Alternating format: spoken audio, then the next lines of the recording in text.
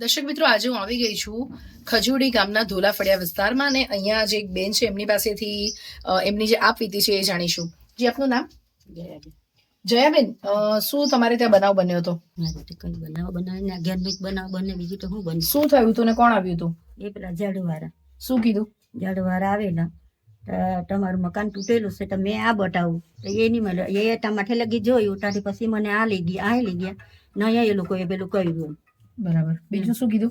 બીજું હવે અમે આવશું કે નહીં આવશું તો અમે 25,000 રૂપિયા આપવું ને મારા કાગળિયા જ અધૂરા છે. કયા કાગળે? તમારે પંચાયતમાં કોઈ કાગળ આપવાના અધૂરા છે? હા, પંચાયતમાં. બરાબર. શું નામ છે આપનું? મારું નામ કિરણભાઈ રાઠોડ છે. ગઈકાલે ઝાડુવાળા પ્રચાર કરવા આવેલા હતા. આ મારી માસી જયાબેન ધીરુભાઈ. એમને પૂછવામાં આવ્યું કે આ ઘરમાં રહ્યો કે બીજો ઘરમાં રહો છો. મારી માસીએ કીધું કે આ ઘરમાં રહ્યું છે. તો પેલા ઝાડુવાળા આવ્યા તો બળજબરી કરીને આ તૂટેલું ઘરમાંનું વિડીયો ઉતારી ગયા અને એ લોકોને જે કહેવામાં આવ્યું છે કે અમે જીતીએ કે ના જીતીએ 20,000 થી 25,000 રૂપિયા તમને આપીશું. અને એ લોકોને કહેવામાં આવ્યું છે કે ખજૂડીની ગામમાં કોઈ કામ નથી થયા. છેલ્લા 5 વર્ષના અંદર એટલું બધું ડેવલપમેન્ટ થયું છે કે ન પૂછો વાત. રસ્તાથી મારીને બ્લોકથી મારીને બધું કામ થયા છે. આ ખોટો વિડીયો બનાવીને અફવા ફેલાવી છે.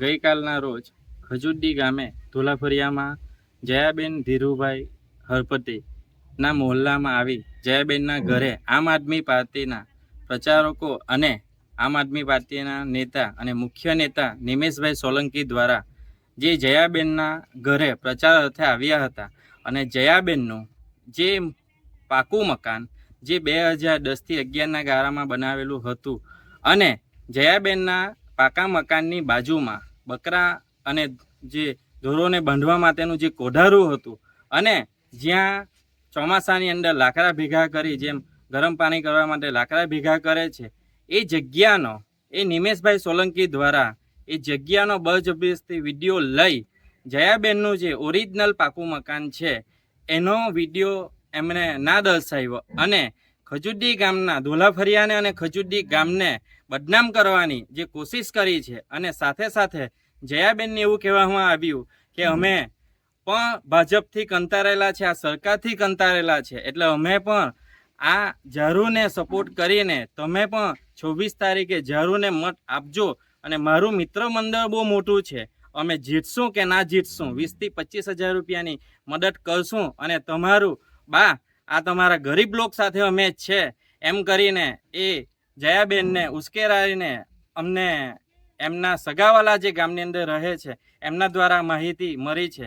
અને હું આપને આ મીડિયાના મારફતે આપને ખુલાસો આપવા માગું છું કે અમારા પંચાયત દ્વારા આ જયાબેનના પ્રધાનમંત્રી આવાસની અંદર પૂરેપૂરા જે કોઈ કાગળો પંચાયત દ્વારા કે તલાટી દ્વારા કે પ્રધાનમંત્રી આવાસમાં જે કોઈ ડોક્યુમેન્ટ જોઈતા હોય એનો ખુલાસો અને અમારા પંચાયતના ઠરાવમાં પણ પ્રધાનમંત્રી આવાસ યોજના લાભાર્થી સર્વે યાદી સાથે આ જયાબેન ધીરુભાઈ હરપતિ ધોલાફળિયા એમનો મોબાઈલ નંબર બેંકની ડિટેલ સાથે અમારી કામ જે કરવાનું છે પૂર્ણ છે. પણ જયાબેને એમના દ્વારાથી જે પૂરતા કાગળો ડોક્યુમેન્ટો આજ દિન સુધી પંચાયતને જમા નથી કરાવ્યા.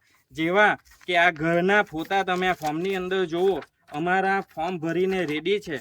સાથે સાથે આ મકાનના ફોટા પણ જયાબેન આજ દિન સુધી આપ્યા નથી. અને જયાબેનનું જે મકાન છે તે એમના પતિ જે સ્વર્ગસ્થ થયા છે એમના નામથી જ ચાલે છે અને તે મકાન સારું છે. પણ આમ આદમી પાર્ટીના નેતા આવી રીતે ઉશ્કેરીને ગામે ગામ પ્રચાર કરે છે એનો અમારો સખત વિરોધ છે.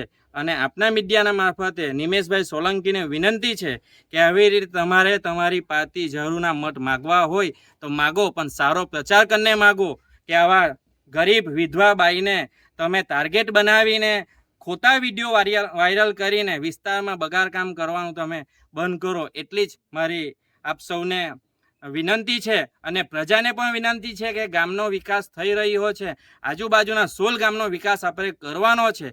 એટલે મીડિયાના મારફતે આપને એ પણ કહેવા માગું છું કે ભારતીય જનતા પાર્ટીના ઉમેદવારોને જંગી બહુમતીથી જીતાડો અને ઝારુનો આ તબક્કે આવા ખોટા વિડીયો જે અપલોડ કરે છે એને સફાઈ મૂળથી કાઢો એવી મારી આપ તમામ મતદાન ભાઈઓ બહેનોને વિનંતી છે. આભાર.